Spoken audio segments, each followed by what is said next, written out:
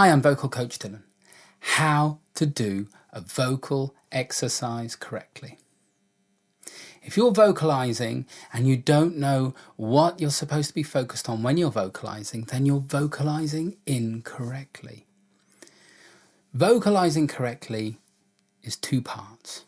First part, building correct muscular coordinations and strengthening them up. Second part, building a mental awareness of those correct muscular coordinations so that we can relate that to singing songs. Now that second one is far too often overlooked. There's scales, there's exercises, there's courses all over the internet showing you how to do this new funky cool scale or something that's this sound that's just gonna make your voice amazing. Well, actually, there isn't a sound that's going to make your voice amazing. There isn't one vocalize that's going to be the answer to everything. The answer to everything is building mental awareness of the correct sensations of singing. So what are those sensations? Well, there's 4 of them. First one, open throat. Second one, resonance. Third one, breath support. Fourth one, vowel. We're building mental awareness of those 4 things over and over when we're vocalizing. If you're not focused on those things, then you're not vocalizing effectively. This can be detrimental to the voice. Let me give you an example. The other day I had a new student come to me. He bought a download course, and for the last 3 years he's been diligently trilling up and down. So he started with an octave. He's got 3 and a bit octaves in range. Cool, nice range. Then he sung to me. Straight away I could see there were quite a few problems with his voice. Was there an open throat? A little. Resonance? It was skipping around quite a lot. Breath support? It wasn't bad. The vowel? It wasn't good. There was quite a lot of tension on that. So 3 of the big 4 weren't in a good way. So what did that tell me? That told me he'd been doing his lip trill, and hums, by the way, doing them diligently, blending out that voice, getting a big range, but not actually being aware of the correct sensations. So when he came to sing, it fell over badly. And it was reintroducing those bad tensions. So he was warming up his voice every day before he would sing. So what that was doing was realigning all those bad habits and bringing back a nice balanced voice with good muscular coordination. But because his awareness wasn't there, when he was singing, slowly, his voice would revert back. He would then just put that down to he needs to warm up more, whereas in fact, what he actually needed was to build awareness whilst he was doing those exercises, so that then he could keep that feeling of open throat, resonance, breath support, vowel, all the time whilst he was singing. So that's what you must learn to do. He did an exercise for me the other day.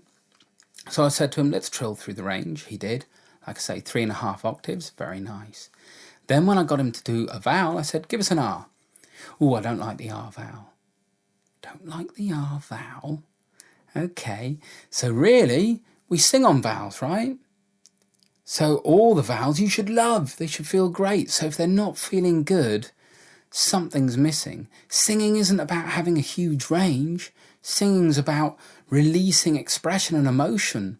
And if you can't sing vowels, how are you going to sing words? And how are you going to express emotion? Right? So we went up through this scale on the R. It started off okay. Chest voice was a bit weak. Vocal fry pretty non-existent at the bottom there. And as we moved up, he started to get loud around the passaggio. Starts around the A sharp, B, C, around that area. So he's starting to increase volume. So I'm like, okay, really you should be keeping a consistent volume. Then as he got up to the D, E, it flipped over into a really harsh, unpleasant mixed voice sound in the falsetto register.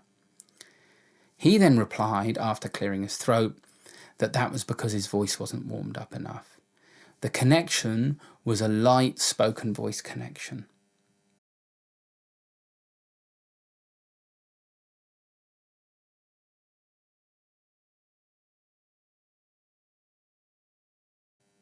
That connection should be clean, regardless of whether your voice is warmed up, if the technique is good.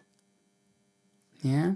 So he was putting that down to he hadn't warmed up his voice enough. Yeah, true enough. If he'd warmed up his voice enough, it would have realigned his bad technique and warmed up those muscles in good technique, so that then when he sung those vowels, they would have been better. But because his awareness of how a vowel should be and how his open throat should feel and his resonance and his breath support wasn't there, it would revert back to how it was. Cool? So we must build that awareness. Every note in your range, you should be able to do easily with an open throat and a clean tone. Yeah, you may feel the breath support kick in more, but that open throat sensation is always going to be there. When you build the correct awareness over your voice, that mental awareness, along with those muscular coordinations, you will then have a well-balanced voice that will respond to the emotion. Remember, that's what we're trying to achieve. We're trying to sing with emotion, vocal freedom. So the next time you're doing a vocal exercise, remember there are two things you're doing here. One, building correct muscular coordinations and strengthening your voice in those coordinations.